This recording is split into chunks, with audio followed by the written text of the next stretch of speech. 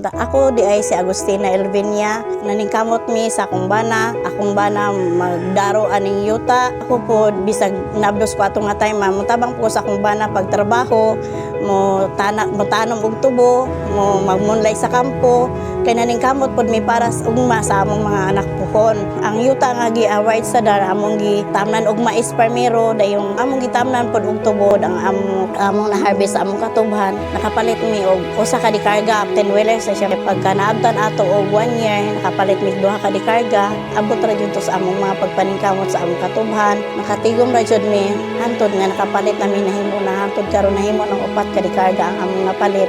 Dahil isa ka Estrada, usa ka Mazda, usa ka L3, dahil nakapalit po may isa ka traktora. Pasalamat ra po sa Ginoo nga bisan sa among kalisod nga nagiyan sa una, sa wala pa mi nakaangkon og yuta nga gi-award sa DAR.